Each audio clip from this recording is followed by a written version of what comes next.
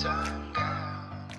Hey everyone, and welcome to another episode of Good Time Gal. I'm your host, Caitlin Peluffo. This week on the pod, we have Dustin Chafin. He is a comic out of New York City. He's very, very funny, and this was a fun episode. It was we've known each other for a long time, and this was a great way to get to know him fully. I feel like fully might be a weird way to put it, but he was one of those people that we've always known in passing. But we do a deep dive and we get to know Dustin Chafin. The story's great. It's a very funny story that you're like, I can't believe you survived that. But it's very fun. I think you're going to love it. Dustin Chafin, he has an album coming out, the Zoom album 2020. I believe it drops December 23rd. So it's either available right now or it is going to be available soon. I believe this is coming out like the day of. So get his album, the Zoom album 2020. It's on iTunes. And you can follow him at Dustin Chafin on Instagram and Twitter. He's a delight. And then follow the pod at Good Time Gal Pod. And then follow me at Caitlin Peluffo on Instagram and Twitter. And please, if you have a second, tell someone about the podcast. What a Christmas present that would be. Good Time Gal on iTunes. Leave a review. That's nice. If it's a mean review, please don't. Please don't break my heart. It doesn't matter. But just leaving a review, more people find the podcast, and it makes it easier for me to pump these out. So, with that being said, please enjoy this and get Dustin's album, the Zoom album 2020, and have a great week. Enjoy surviving. Oh, damn. Every time. All right. Sorry. And we're recording on there. Okay. And I'm going to record here. And if there's anything you don't want to talk about or want me to take out, just let me know after and we'll take it on out. Yeah. Cool. I don't ever want this to be like a regretful interview for anyone. So, so you just let me know. I'll try not to. Yeah, I'll try not to motherfuck too many people. But I can. I've bleeped out names before. I've done the whole thing. So don't worry. All right, cool. Dustin Chafin, thank you so much for doing the pod. Welcome to Good Time Gal. Good to see your face, even though you are in Maine right now. Yeah, I think the last time I saw you, you were in my apartment watching the Super Bowl. Oh, God. Yeah, that was a real dark time, wasn't it? Well, at least... I get it. I understand. Yeah, just for me, the 49er, oh, my God. Yeah, Football breaks your heart. Football breaks your heart. I'm a Steelers fan. We lost our first game, and we acted like we lost everything. Couldn't take it. Yeah, yeah. Why do we get so depressed over a team that has nothing to do with us? 5 years ago, I used to be like so devout. I was like watching every game, had the jersey, and then they lost the second Super Bowl, and I was like, I can't do this to myself. Not the second Super Bowl, the second playoff run to the Super Bowl after they lost in the Super Bowl, and I was like, this is destroying my self-esteem. So amazing how much we feel from it. You're like, how am I feeling this? They don't give me that money. I get nothing. I give them money. It's horrible. Exactly. Yeah. And then I get like irrationally mad at my boyfriend who shows up halfway through the game, and that's when we start losing. And I'm looking at him like, you motherfucker. You show up. You're the jinx. You're the jinx. And then we lose it all. I'm like second guessing my decisions. I'm just like, okay, this is time to, football's got to go. Yeah. Boyfriend stays, football goes.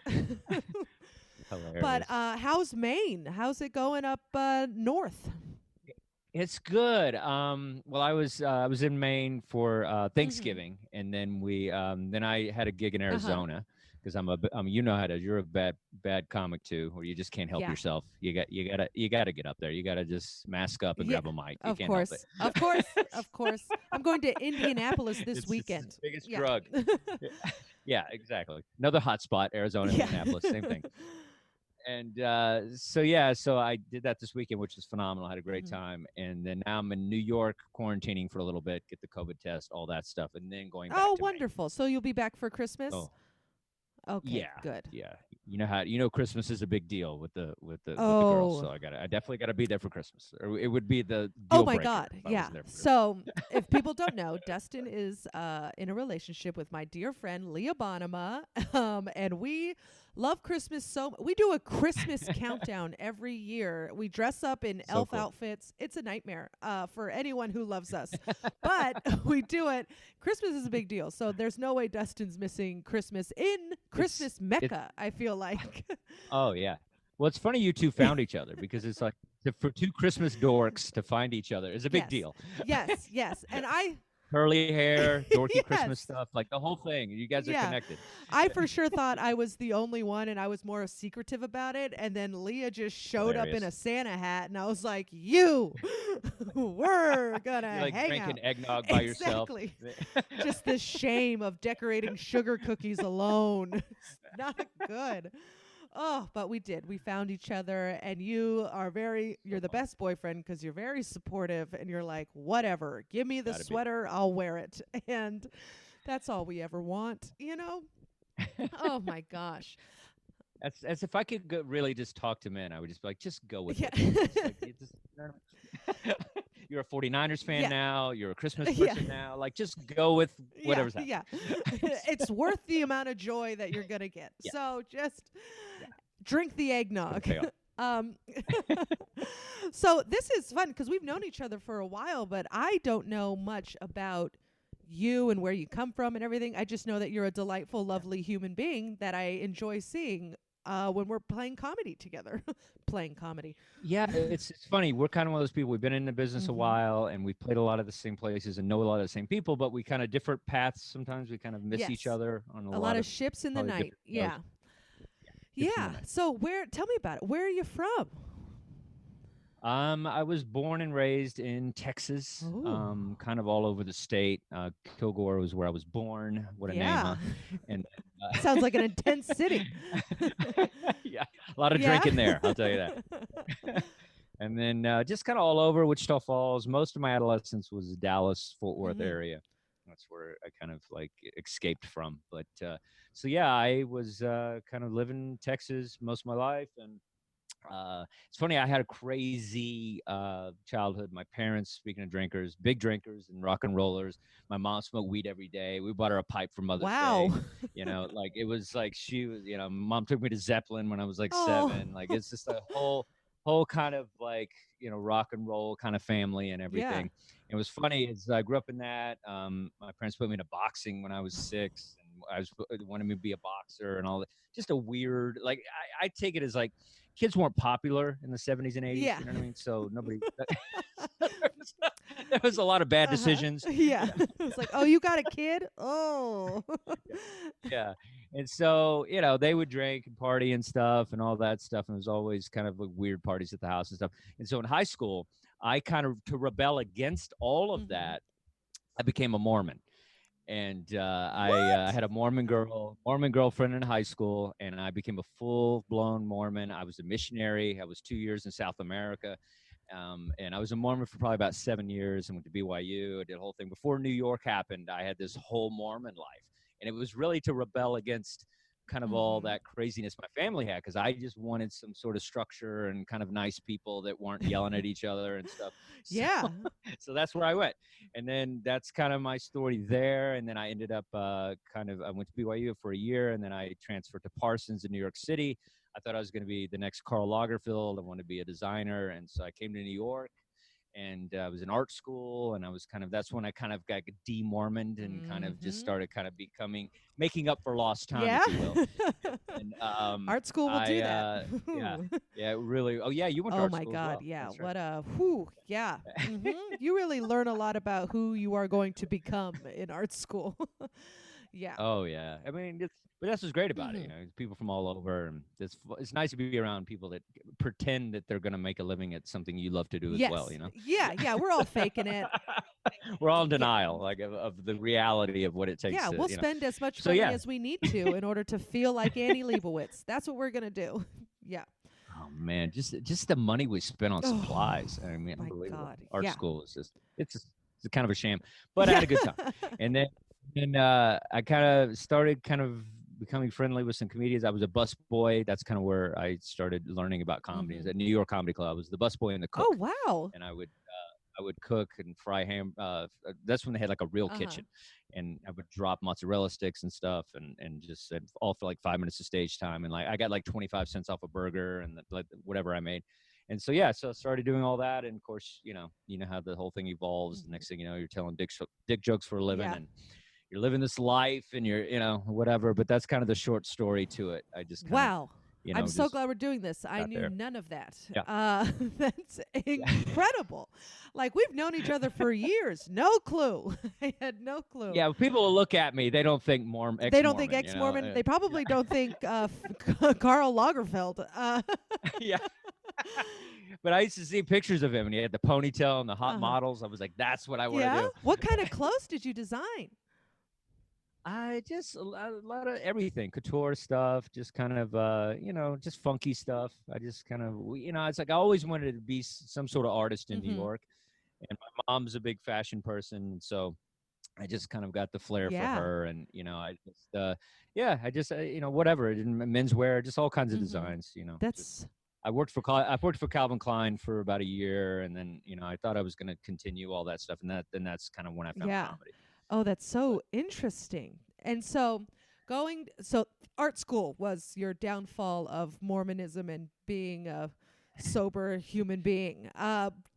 or is it kind of an enlightenment of finding who you Ooh. really are? Maybe that's what it was. And the Mormon was kind of a band-aid of hiding who I How was. did that progression start? Like, what was there, like a single incident that happened that you were like, well, now I'm going to have this alcohol, or now I'm going to smoke this weed, or what was the inciting incident? Well, it's interesting because when it's like when you're Mormon, and I was a good Mormon for most of the part.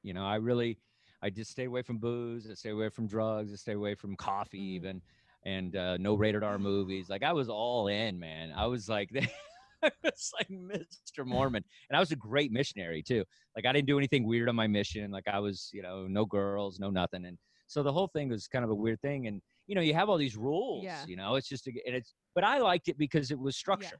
Because I grew up with, all this madness happening. I remember my mom and my grandmother in Texas, they had drive-in bars where you would drive up like a Sonic hamburger place. They would put a tray on your window, and then they would put pitchers of beer on it. And then my grandmother and my mom would drink these things called red draws, and just basically tomato juice and beer. And they would just pour this, pitchers, maybe like 2 or 3 pitchers, just all thing, and they're just sitting in back, a little kid in the back seat, playing a little video game, and then they just take off and they just drive off in the car. Nobody cared. It was, Texas, 80s, whatever. Nobody cared. So it's like, so that's kind of my environment was all that. So I worked really hard trying to get rid of that. I feel like I was just like, I don't want to be like these people. I'm the only person in my family that's never been arrested. Like it's a whole Incredible. It's a whole struggle to become who I am. Like I really worked hard on it. But so the Mormon was that thing. And so after my Mormon missionary, or after the mission or whatever, it was, I was at BYU for a year in Idaho, and I was kind of, thought I was going to go down that path. Like I found little girl. It's all about, you don't go to college to get a degree in Utah. You go to college, or Idaho, you go to college, a Mormon school, to meet a fiance. Okay. That's what they want. They want you after your mission, and they want you to find a woman, get married, and have 15 kids, and have your station wagon and your regular life, your boring accountant life, or whatever it is. That's the goal. The end game is that. And so I never really like fit in, being a convert too, kind of like, was always felt a little out of place. I felt like with the other missionaries and stuff.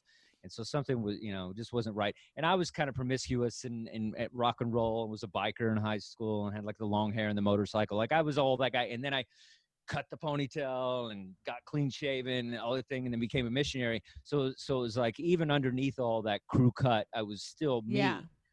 And so I was fighting with a lot of weird stuff, just trying to kind of stay in the Mormonism. Well, how did you find Mormonism? Because there's a lot of I had a girlfriend. I had a girlfriend in high pussy school. always does it. Mormon gets vagina will make you change your life always.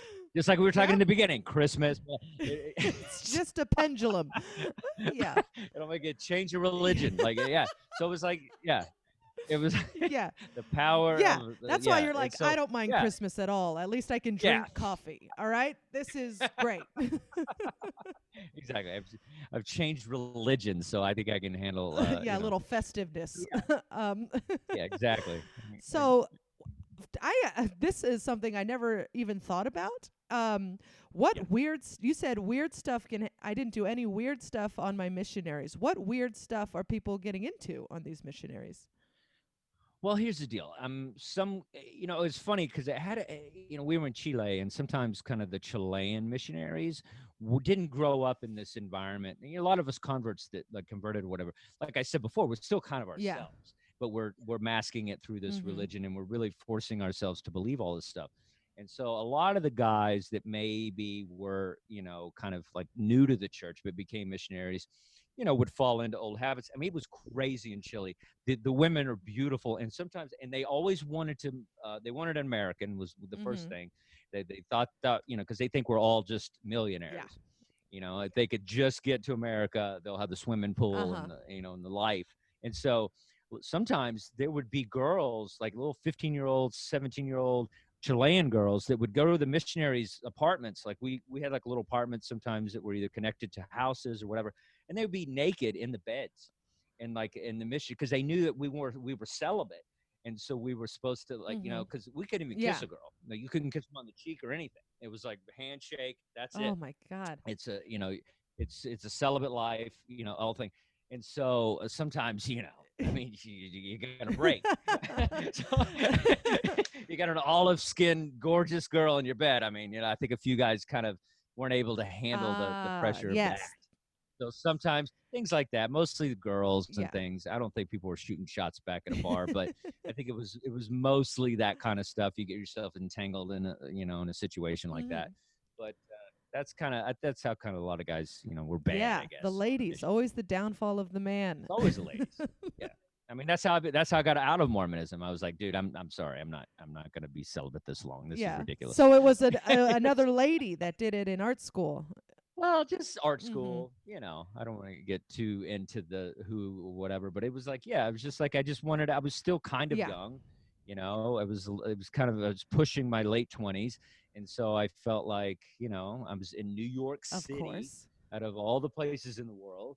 And, meeting a lot of European people and like going to bars and dance clubs and things. And just, I don't know, I just kind of felt like the Mormon thing was fading, because the thing is like, it's like just the doctrine and all that stuff. Like you do your best, but then after a while you're just like, okay, this doesn't make sense. This is whatever. So I started falling out of faith. And started like just kind of finding my own way of life and how I saw the world. And by doing that, sometimes you got to, just do some cocaine and drinks, throw some whiskey. And then when you do comedy, I mean, that's a whole other thing. They're like closing the gates down and we're just like drinking all night. And it was like this whole new world for me. Cause it was like, it was just like, I was so good for so long that I was like, like I said before, it was making up for lost time. Like I was like, I'm drinking back everything I should have been. I should have been living, 5 years ago. I'm making up for all that now. And so it was like full speed really? ahead. 0 to 60, really? Oh yeah, 0 to 100. It was quite the ride. So now when did you start doing comedy? After art school? kind of towards the last year of art school. Yeah. And so it was kind of like I was just like, hey, I'm going to be an artist, and then because I ended up getting a degree in fine arts, and then that was enough for my mom, and so I said I have a degree, whatever.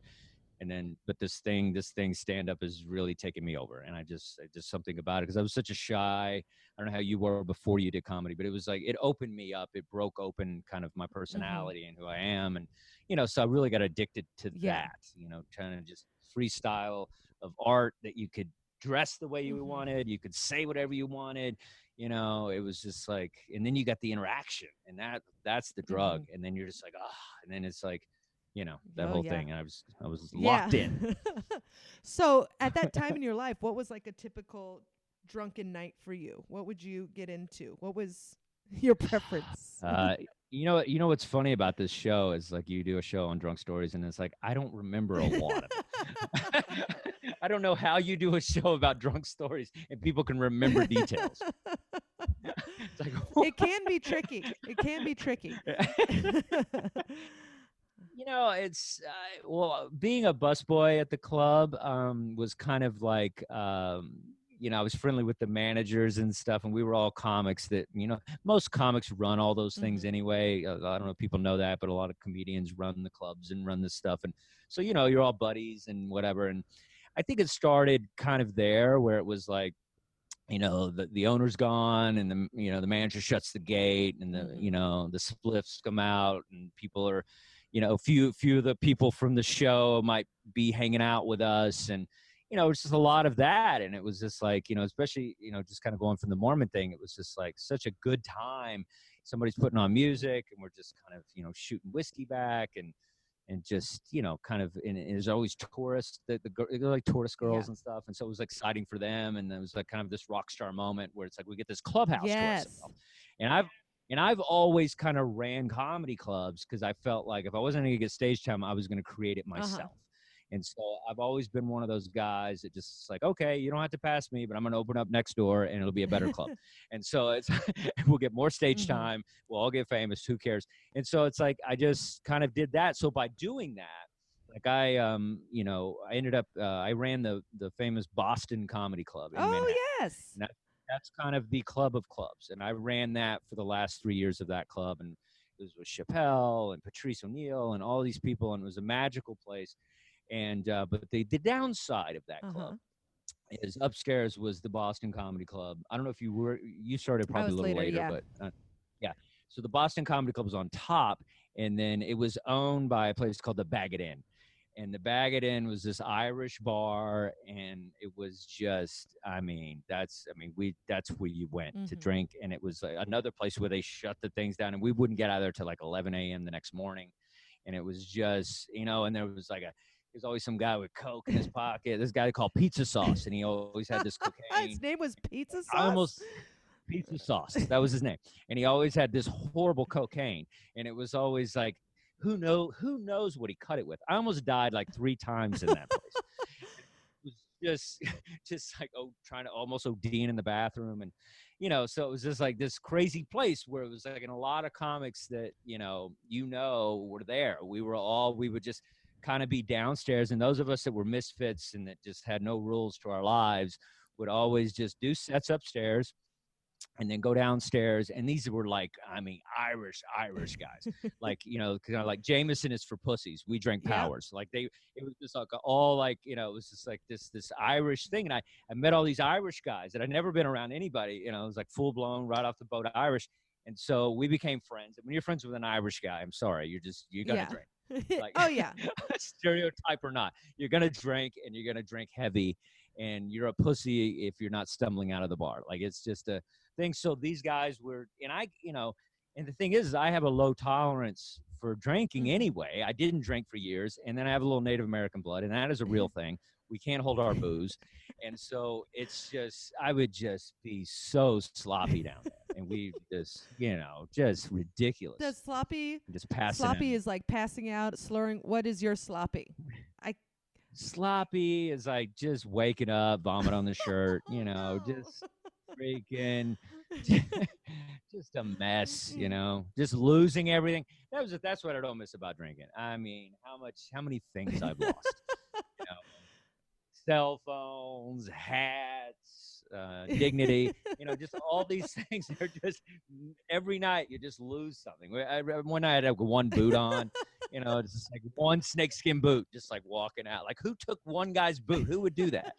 And so, yeah, you just kind of, but it was like great because it was like I was in New York, and to me that's what New York was, because I felt like that was punk rock, that was Lou Reed, that was the thing. It was just like just had this energy of like, if you're gonna be in New York, that's what you should be doing. CBGB's like go crazy, go wild, drink all night, Guns N' Roses. It just had this feel. And I always treated comedy like a rock star. I was just like, because Kinnison is a big influence, Sam Kinnison and stuff. And so guys like that, they're epitome of kind of this party lifestyle.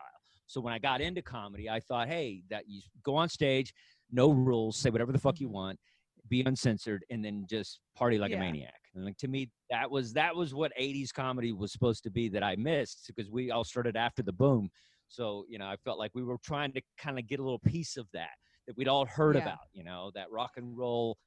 Comedy's so not rock and roll now, like the way it was back Yeah. then. Oh no.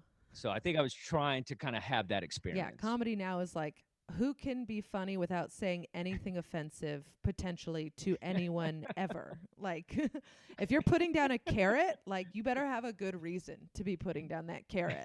And Yeah, it's milk toast, and so I just felt Mhm. like I wanted to rock star it out, and so I think part of it was, I tried to do my comedy like Mhm. that. I tried to dress like that and be like that, and then part of that process is just no hold barred and just drinking all night long and doing drugs and just kind of just going Yeah. nuts. And but that place, I'm surprised I'm alive. I mean, that place was nuts. It was So just it was nuts. booze and cocaine. Those were your two big combos? I never really, I probably bought Coke probably 5 times. Every other time, Yeah. somebody had it. Oh, yeah. That's how my drugs were basically whatever was Mhm. available. Whiskey and all that was at the bar and that was Yeah. happening. But it was either weed that night. I never, shot up or anything, but it was like, usually weed, whiskey, and Mhm. Coke, and Coke was just if Oh, somebody yeah. had it. I wasn't like, hey, I gotta get Coke. I mean, once or twice, maybe, but if there was a stripper or something, you're like, hey, this is to seal the deal, A stripper. But no, if you were to seal the deal, it's like gotta have some Coke in your pocket. That's a saying I've never heard, Dustin. I've never heard that saying. Sounds accurate. I mean, I can't imagine. Party Oh, lifestyle. It's much like yeah. comedians. I'm just saying. I'm not trying to generalize a group of women. God knows, but back Yes. then, it's like strippers and Coke was kind of like it Yeah. worked out. It's like a good Good combo. combo.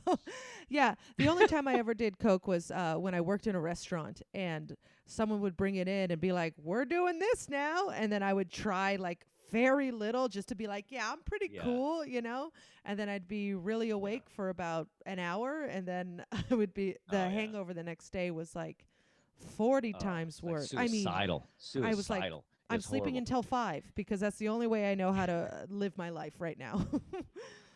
Yeah, that's a rough one, man. It's like it's just, yeah, it's one of those. It's. I like it because it's a Mhm. stimulant, and because I'm addicted to Yeah. coffee. Being a sober guy of almost 13 years coming Oh, up in wow, June. congratulations. So thank you. And so that's so I like being up because I'm kind of a mellow Mhm. guy. So I like something that stimulates. Cigarettes, coffee, anything like that. I've always enjoyed because it just kind of it gets me Yeah, up it a gives you little that bit. little buzz. Yeah, but boy, it does have a horrible Oh. hangover, and it's just like, and then it's like, and it's fun if somebody else is on Coke Mhm. with you, but it's the worst drug to be on by Yeah. yourself. Like, Really it's like enhances the lonely. there's nothing worse than being like jacked up on Coke and you're the only one just your jaw going, and they're like, and because everybody's just like this fucking guy, and so you're just at the bar just like you know and trying to get somebody to do it with you because it's like it is a very lonely drug if you're Oh doing it my by god, yourself. yeah. So it's like, yeah, it's a group drug. And I always say with cocaine, only do cocaine if it's in a really nice bathroom or like a penthouse. Like if you're doing coke and like on somebody's futon, you're doing it wrong. Like it's a high end drug. It needs to be in a high end environment. It needs to be somebody that's a movie producer. Like it needs to be something, Yeah. worth the Yes. coke. Stripper, something worth the coke. You heard it here first, all right? Advice from Uncle Dustin. Never do coke on a futon. But that's just so sad. I think you're right. Yeah. um If you're gonna do it, so I when I asked to see if you wanted to do this one, I was like, "Do you have any drunk stories?" And then Mhm. you came out with a few gems. Do you want to talk to me about those that you were just like, "Oh yeah, I did this, this and this." I was like, "Oh." Yeah, one time there was this thing. It was the uh, the Calgary Comedy Festival in Uh-huh. Canada. And it was fun. It was me, a couple, Greg Wilson, a couple guys that are kind of maniacs, and it was me and all my drinking drug friends, and we all got into the festival. we all got into every single one of us who party together. We all got into the same festival. And so it was the greatest thing ever and the worst thing ever, because we were all just like, we were all going to Canada. And they almost shut down Canada because of us. Like, it was just, and we were like we're the only Americans on the festival, and we were all just maniacs. And so then we get there, and it's just, they hate, all the local Canadian comics just hate us from the get, because they're treating us like we're stars, even though we're not. They're still treating us better because we're not locals. And so that always becomes the thing. You know how that is when you play like a club on the road. It's like the locals, they like you, but they're kind of like, yeah, you're taking my feature spot, or you're taking my thing, or and I should be headlining, or there's always like this weird kind of little tension. Yes.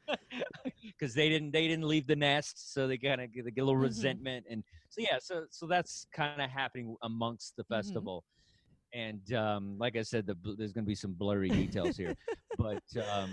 So we just went guns a-blazing, man. We got blitzed every night.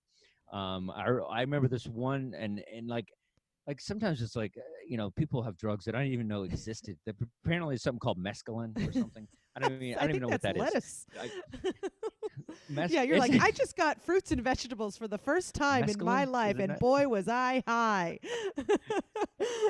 No, what's this? Is it mescaline? Are you familiar with Fear and Loathing in Las Vegas? What's that guy? That author? Hunter S. Thompson. Hunter Thompson. I don't know if but it's something. It is called mescaline, I think, and it's like some high-end hallucinogenic kind of drug, and it's kind of one of these things. And I don't know, when he opens his briefcase, it's in there in the movie and stuff. But it's just some high-end crazy drug nobody should be taking. And it probably puts down like horses or something. I don't know why they have it as humans even think about taking this stuff. But all I remember is we were taking whatever this lettuce drug was, and then and then I remember, and we'd done a show, and I used to drink heavy before shows. Like I was a heavy drinker before I grabbed the mic. Like, it wasn't like I was a responsible comedian and then partied after. I was drunk all the way through, to the point where it was a thing in New York that even getting cut off at a comedy club bar is probably the saddest thing ever. So they were like, that's how you know it's time to rethink some things. If Eastville's slow it down. But I remember having a solution. I would be like, because they wouldn't serve me that much at the comedy clubs in Manhattan. So I'd get a Diet Coke and empty it out and then put half Jack into it, and it'd be on the subway. I became one of those guys. I'm just on the subway, like nobody could smell. Yes. You know what I mean? Like, I'm just drinking this like this much Diet Coke and then just all Jack. Just like, so then I'd get there and they'd be like, "You want a drink?" I'm like, "No, I'm not drinking tonight." You know what I mean? While I'm just sloshed. I'm not drinking tonight. I've already hit my limit. Just smell like whiskey. So so that's what was happening. So I would get drunk before, and I was also one of those guys that my comedy itself lended itself to kind of a party atmosphere, and because I idolize guys like Doug Stanhope and people like that. So, and they kind of have this party vibe, where it's just like they'll do shots with the crowd. So a lot of times, I'd be on stage, and people would send me shots. And I would just drink them, and sometimes it'd be 4 or 5 shots. Yikes! So because they were getting off because they're drinking. So my whole thing was like, well, let's drink together, and I'll figure out a way to finish this thing I'm doing on stage.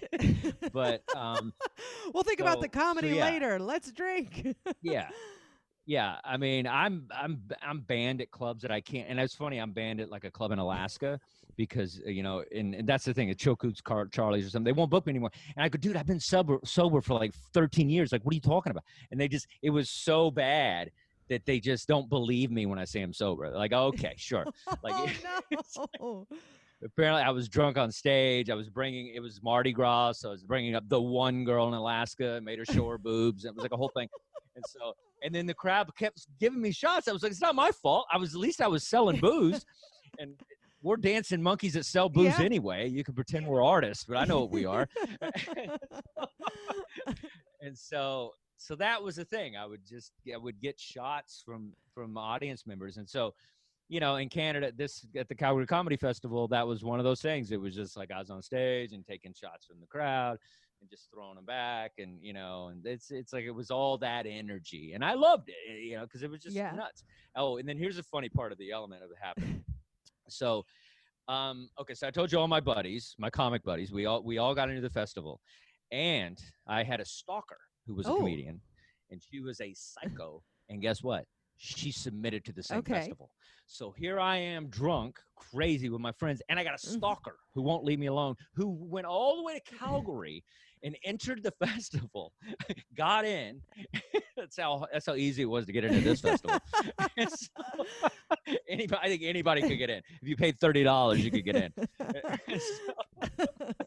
They were starving for American talent. And so I'm blitzed the whole time, and I have a stalker that's roaming the festival and just like making my life very uncomfortable all the time. Yeah. And so I'll get back to that in a minute. But so I remember one thing that happened is just like it was one of Mike. I think it was one of Mike Tyson. It might have been this is how old I am. It might have been the Tyson Holyfield fight where he bit his ear. I think it was that. It was a long time ago. And so it was a Mike Tyson fight, and it was a pay-per-view. It was either that one or the one after when he came back. I don't remember. Anyway, it was a Tyson fight.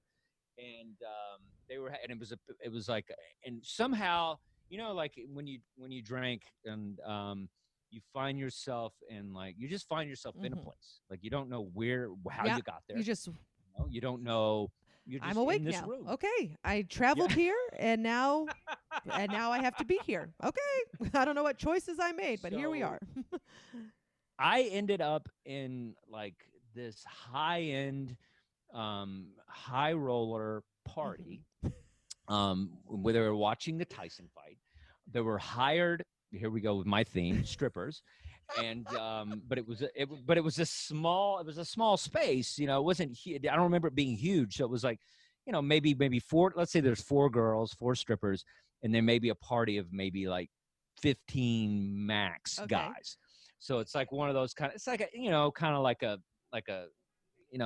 stockbroker party kind of thing. Like those kind of guys.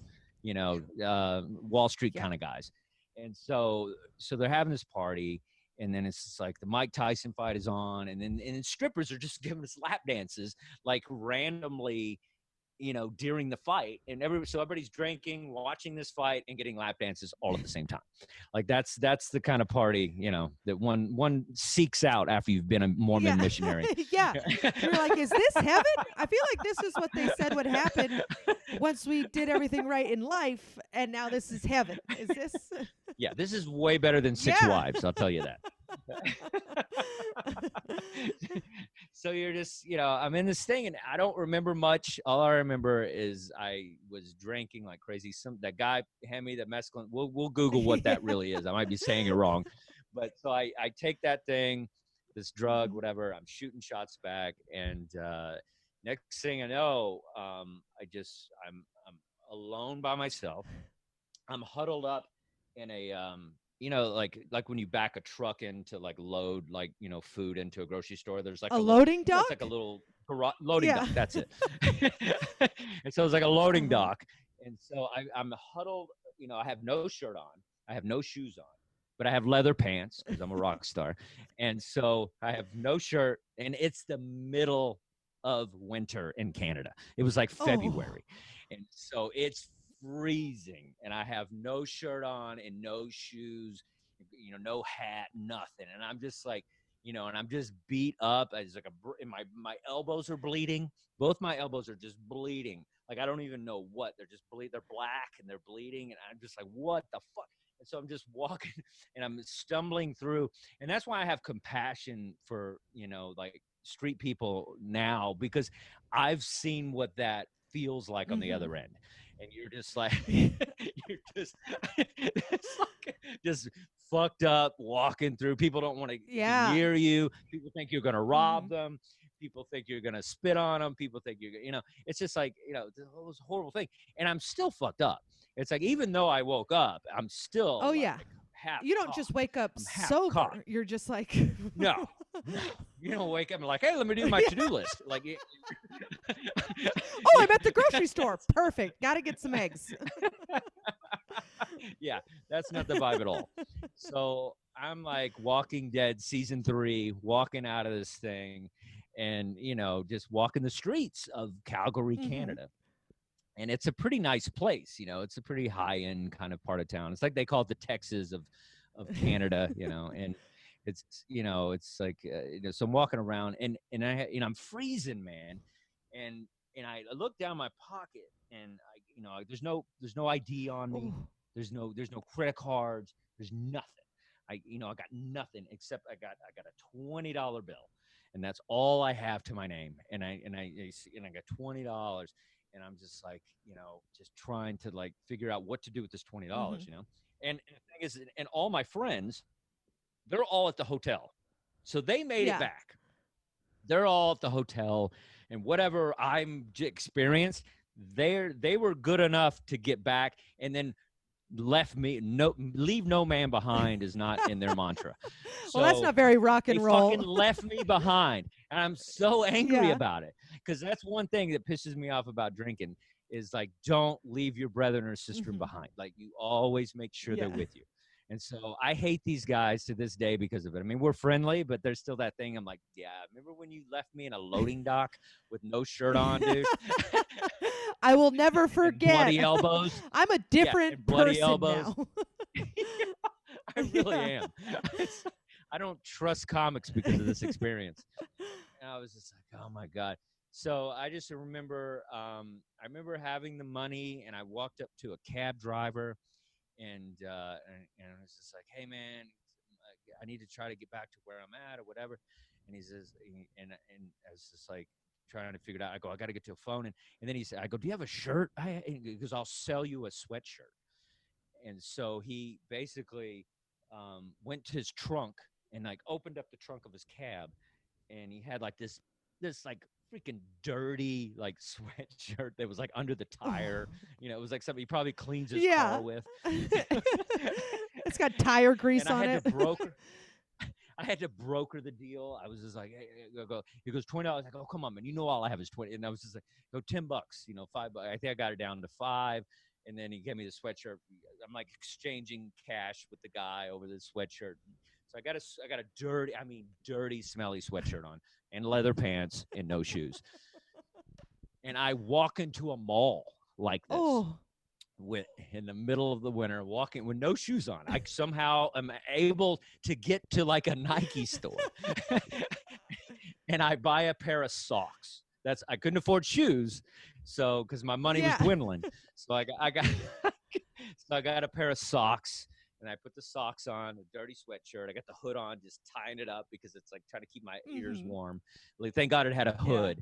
And then I was just like walking. And then I think I found somebody. I think I had $10 left.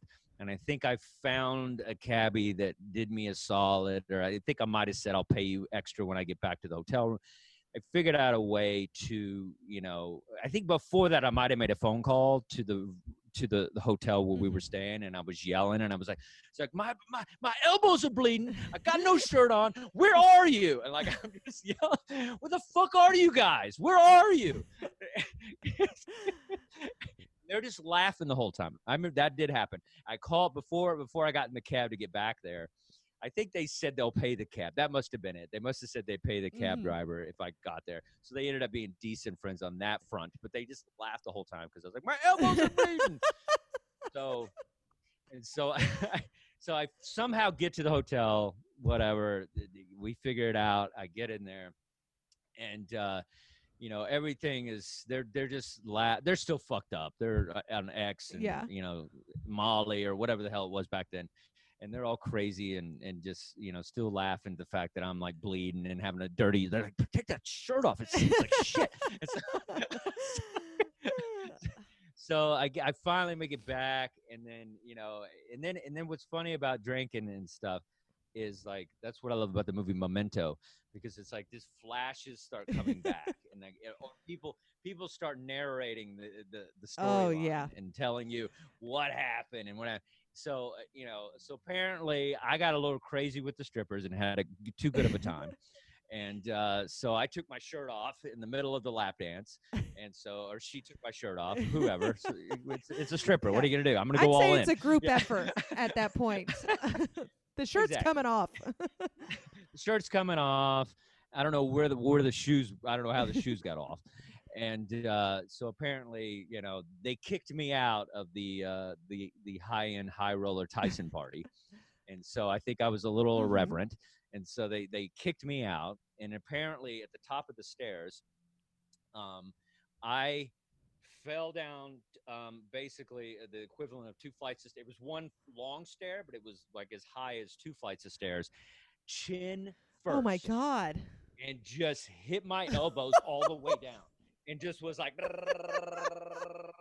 all the way down. Just the only thing saving my life is my fucking elbows, and just like the fact that I didn't break my neck is that I was speed bumping with my elbows. So I'm just like apparently it was a long fucking time. Like, and people were just watching it like, oh my God, he is going to die. And they're just watching me just fucking go down these fucking stairs. And then by the time I got to the end, and the funny part was that once I got to the end, I was huddled for a second, and then I just got up and it was like, just walk like nothing was wrong. Got where I needed to be. Here we go. Just bleeding, no shirt, just like fuck y'all, I'm cool, and just like walk the fuck out. And just that was my Calgary comedy thing. And the whole time they hated us. We always it was one bad show after another, and like one almost fist fighting comedians. Ooh. It was like the whole trip was just hilariously terrible. What happened with the stripper? Did she, or not the stripper, the stalker? Who knows? Oh.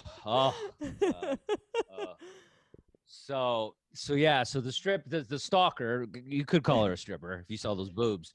So she was she was yeah, she was crazy. I tried to break it off. It was like a whole thing, and she just didn't just I don't know. She's had some problems. She really had some cycles. She ended up actually offing herself in LA. It's Oh a whole thing. no. But she was not right. Poor thing. She was right, but she was mean and weird. So I don't feel that sorry for her, because she just like she really brought it on herself. Like she did a lot of horrible things and just kind of like and so she basically, I remember being in a hot tub drunk at the hotel. And then she comes and then she walks in, and when you're drunk, you forget, oh yeah, that's a stalker. Yeah. Yeah.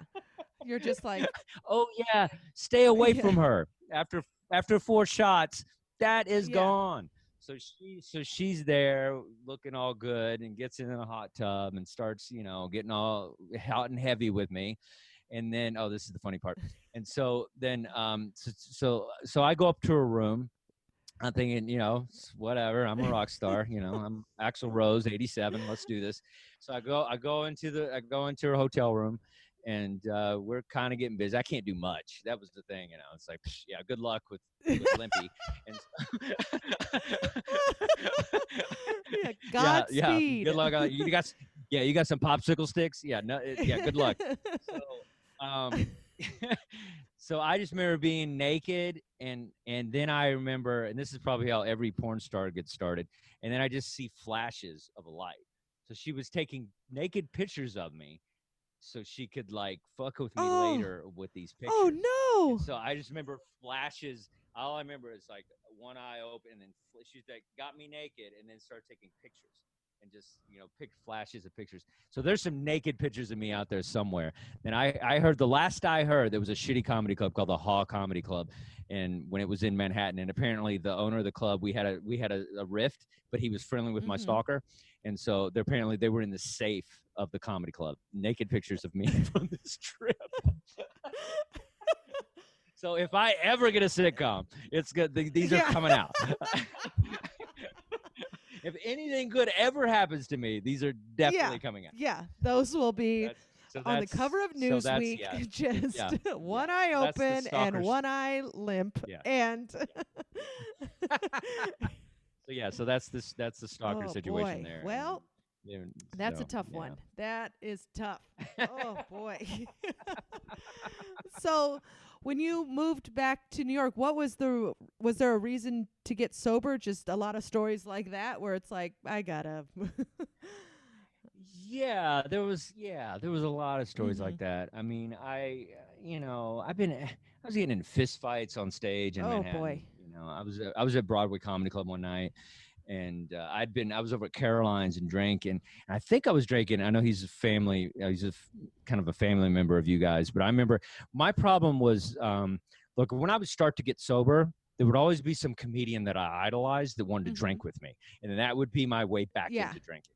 I remember one time Dave Attell was like, we were doing shots with Dave Attell, and he was notorious for like going, "Hey, let's go drinking," and we'd all go Mhm. drinking. He'd buy a bunch of shots and then Yeah. leave. And we're like, "No, dude, I don't want to hang out with these Yeah. scrub comics. Why? I thought you were going to hang Yeah. out with us. David Tell was going to drink with us. I thought that's wine coming out. I think, and then I remember Brian Mhm. Regan was at the at Caroline's, and that guy can put back some tequila. And I was trying to keep up with Mhm. him and having a good time, and so I had a bunch of tequila, and and then it's like, you know how it is. It's like it's a legend, so you're like, oh yeah, I want to have fun with this Mhm. guy, and so he likes me and whatever. And so I stumbled into Broadway one night, comedy Mhm. club, and it was like just no business being near a microphone at all, like no Uh-huh. business at Mhm. all, but I made my spot. I was actually on time See, because deep down you are very responsible. And that's why you're still in the comedy biz today. that's right. So I've managed to make my way on time, and I get down there, and then it's like one of those situations where it was this guy Josh Spear was emceeing, and I was down there, and it was like, and then Dina Marie was the manager, and Mhm. and it was like this whole thing, and it was you ever watched a comedy show and there's like an unruly person who's Mhm. fucking with all the comics, and so by the time you get up, you're just angry at that Mhm. guy. Like you haven't even grabbed the Oh yeah. microphone and you hate the Mhm. crowd. And that's the worst feeling. That's why sometimes I don't even want to watch Mhm. the crowd, because I don't even want to know they suck, because I'm going to bring Yeah. that energy. Absolutely. And that's why Lee and I had to stop working together, because a lot of times it's like somebody be mean to her in the Mhm. audience and I couldn't Mhm. separate it. And so I'd get up and be like, "Fuck you, man." Yeah. And like, You're like, do you know how lovely she is? I love her so much. I wore matching Christmas sweaters with this woman. You be nice to her. absolutely. And so it was like, so yeah, it was the way we had to separate ourselves. But so yeah, so it's kind of that situation. And where I come from, there's certain words we say to each other. We don't mean them in the sense that people mean them in the Yeah. East. And apparently it was some guy who kept fucking people, and I just turn and I go, "Shut up, faggot." And the next thing I know, he just hits me right in the jaw. And then he goes to hit me again, and I had a watch on, and it broke my watch. And thank God I did that. And like, I tried to fight back with the mic stand, and then it was just like this whole thing. And then he ran out on the check and like took off, and it was like this whole thing. And man, that carried with me a long Mhm. time. Like that was kind of my story for a really long time. And you know how it is in comedy; it's hard to break off. Like Eric Newman will always be that guy Yeah. now. Like, like like it's so hard not to break away from stuff when it Mhm. happens. And so I just was like, oh no. So but that didn't keep me from Mhm. drinking. Like I was, just maybe a couple of days, and like, Al, the owner of the club, was pretty cool with me because we kind of like worked on so many things Mhm. together. And so he's forgiving of it, and he understood that a lot of comics are just maniacs. He just told me I couldn't come for a couple of weeks and stuff. So I was continue doing clubs and continue to kind of fuck up and do weird stuff. Mhm. And and I've done a lot of crazy stuff where, I woke up one time, I drank so much, I woke up in a psych ward, handcuffed to a hospital bed. What? So I've had party situations like that, so it's What like was that morning like? yeah, that was a rough one, man. That was in St. Vincent's psych ward. They left me in there for about 2 weeks, What? and Yeah, it was rough. Holy And shit. I kind of OD'd. It was half offing myself, half kind of like overdoing Mm-hmm. it. It was kind of that Heath Ledger kind of, not, I don't know what it was. It just Yeah. happened. And Yeah. fortunately not as bad as his experience, but it's like, but I woke up in a psych ward and it was just Mm-hmm. crazy. And I was on suicide watch and it was like a thing. And the thing is about like in a psych ward, like we're around crazy people in New York, Mm-hmm. like we're used to it, but you're dressed, you're on a Yeah. subway, you might have something in your pocket to defend yourself. But when you're in a psych ward and there's crazy people all around you and you're in an open gown, like that's a different kind of Mm-hmm. vulnerability. Like, I can so only imagine. Oh my God. so I'm around all this craziness and and like we had to go to like group therapy and that was the first time I went to an AA meeting, was kind of in the psych Mm-hmm. ward. And that freaked me out because they were going around talking to people and they were like, why are you here? And a guy was like, because I killed a motherfucker. And then somebody was like, why are you here? I shit on the subway. And then they were like, why are you here? And I was like, well, my dad didn't give me a lot of hugs and comedy's hard. But So like samesies? so all that happened. That still didn't keep me from Mm-hmm. drinking. And all these crazy experiences, I had one after another. And then the last time that I had a drink was when I was doing I love how this is the reoccurring thorough line, but I was in a strip club and they were You're a man doing. with a vice. I'm really good with the Yeah. callbacks, and so I'm in a strip club, and it was a comedy show. And they were doing comedy at the Mm-hmm. strip club, and it was like Gino and Vecchione, and like it was like that kind of vibe. And like Colin Kane was my Mm-hmm. buddy, and so it was like, and I remember, and it was two people, and there was two guys that the last thing they wanted was a comedy show. A lot of times comedy hijacks good Yeah. times, and that was one of those Yeah. moments. It was like, there's no need for a comedy show. These guys they're away from their wives for the Mm-hmm. weekend. They don't want a stupid Yeah. comedy show. So, and I remember at the bar, it was two people, the comics, whatever. And I remember just shooting back $18 Jack Ooh. Daniel shots. And I was thinking to myself, what the fuck am I doing? I was just like, am I that uncomfortable a human being that I can't just sit here and watch a shitty show and laugh about Mm-hmm. it? That I'm so nervous I got to keep shooting these shots back that are $18 a pop. They can't even give the comics a free Yeah. one. And so it was like kind of between that and all the other stuff that I was just kind of like, you know what, this is stupid. I need to figure some shit out. And then I kind of worked with, the Colin was buddy, and he kind of got me in some AA stuff. But I didn't do that well in AA, but I did kind of follow it for about a Mm-hmm. year. And then I remember I tried to have the sponsor situation. I had a pretty good sponsor for a while, and I was sober, and it started becoming up on 2 years and everything. Then I had a sponsor who, I just opened Greenwich Village Comedy Club, and I was working and stuff, and I was a little erratic. I was kind of all over the place, but I was sober, and I was fine. I wasn't doing anything Mm-hmm. bad. And I remember he told me I needed to stop doing stand up. And I Okay. was like, dude, and I was like, dude, I go, you don't get it, man. I go, this is too, it's cathartic Mm-hmm. for us. Like if you don't do it, you don't Yeah. understand it. And it's like, I go, I need to do this. I need to, even if I'm bombing, it's the best night that I've had if I'm not Yeah. doing it. So, so I try to explain that. And so that's when I kind of became a little anti Mm-hmm. AA. It's good for a lot of people and it helped me out in the beginning. Mm-hmm. But then I just kind of was like, you know what? I can do this on my own. I'm going to treat it like I'm a vegetarian where I just don't drink. You don't eat meat. I don't drink. So I'm not a weirdo guy. I'm not like, professing anything on people. I just Mm-hmm. don't do it. It's just, and then, my relationship, like she, God bless her heart, she deserves a fucking Medal of Honor because she was there for the first couple of years. And when I met her, I was completely Mm-hmm. blitzed. And I told her, I think I tried to grab her boob and I said, I'm going to marry you. And one day, and that was kind of how we started Oh talking. Jesus. But the reason I said I was going to marry Leah is she started talking because I told her I used to be a missionary. And then she started talking about Sam Kinison and said that he used to be a preacher. And then that's when I said, I'm going to marry you. You just dropped a Kinison reference. Yeah, you are my Yeah. soulmate. And so I just kind of like found ways to be okay Mm-hmm. without it. And then my relationship started getting better. And then we went through a really hard time with her Mm-hmm. mom and stuff. And so, I just kind of like needed to be Yeah. present. I needed to grow up a little bit and take care of things and not be a mess. And and so I just found a way to kind of like be there and say I'd been there, done that. Yeah. I do not regret any of it. I had a good time Yeah. drinking. I had a good time. I don't regret that bloody elbows. I don't regret nothing. I had a good time. It was a good run, but when you start to get close to 40s and stuff, it's like you got to kind of like keep it in Yeah. check. It's like drink is a young person's game. And, Oh, yeah. So I had a good Yeah. run. I feel like it was a rock and roll run. And It sounds like now, it. now I enjoy a good seltzer, Yeah, a little LaCroix, get everybody. your LaCroix on and your coffee buzz. You're doing great.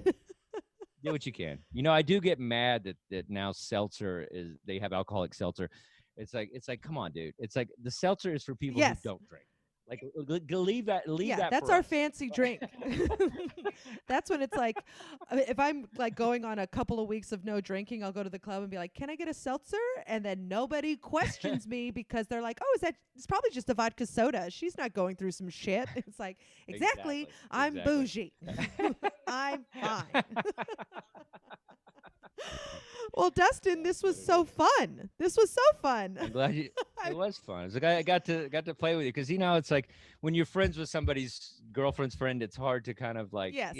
get in the relationship because it's like you have yours and whatever. So it's fun to be able to kind of talk with you Yes. like this. It's nice. Very fun. And where can people find you? You have something huge coming up. You got an album dropping. I do. I have a new album coming out. It's the Zoom album 2020. I recorded it in the height of the pandemic. I figured, when this whole thing started, it's like I started doing a lot of Zoom shows and I started realizing how much material I was writing because the bar was so low. So I was just like, it's like, who cares if I bomb? And it was like 9 comics that you see every week. So I didn't want to keep doing the same material. So I found myself like 4 or 5 months in, I was like, dude, I have a whole new act. And so I just kind of like figured I would take a risk with this. It's the only Zoom album of its kind.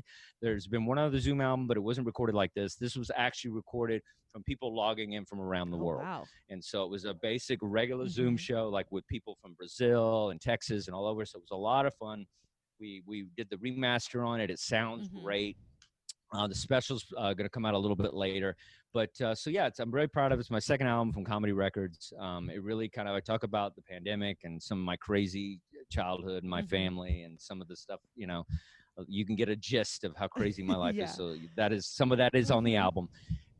And so, yeah, I'm really proud of it. And it was just like, in this situation, we can either choose to do content like this is great that you're doing this, or you can just wait for everything to be okay again. And so I decided to do something, and Leah and I both kind of had some big projects this year, and we're, was happy to drop these things and just have something That's to put wonderful. out there. So I'm That's really so happy. excited. So Excited. Yeah, you can get it on iTunes, the pre-order. That's so excited. I love your enthusiasm. It's fantastic. Let's do some coke. But, too late. I've already had coffee. Not on a futon. Not on a futon. No, and all I have are futons, so no coke for me. So go to iTunes and get the pre-order link to Zoom Album 20. It comes out December 23rd, right in time for Christmas. So if you pre-order it now for someone, they will get it on right before Christmas Eve. So that's the coolest thing ever. So please get it. Zoom Album 2020. Perfect. And where are you on Instagram and Twitter? What's your handle? At Dustin _Chafin, CHAFIN, 1F, and I'm on all the silly stuff that we have to keep doing because we're comics. You try to get off social media, and then like I watch Social Dilemma, it's like, oh, yeah, it's just a drug, and then you're like, and then as you're watching, you're like, yeah, but you're not a fucking comic. Yeah, this is how I get booked. Yeah, we can't get off this thing. Exactly. If I turn off my notifications, I won't get the message that someone dropped out of a show and they need someone to replace.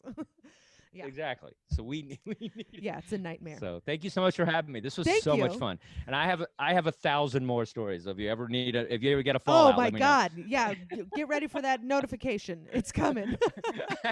Thank you so much. They're always Dustin, this was so fun. Thank you for doing it. Thank you. Appreciate it. Rock and roll. Good time, guy.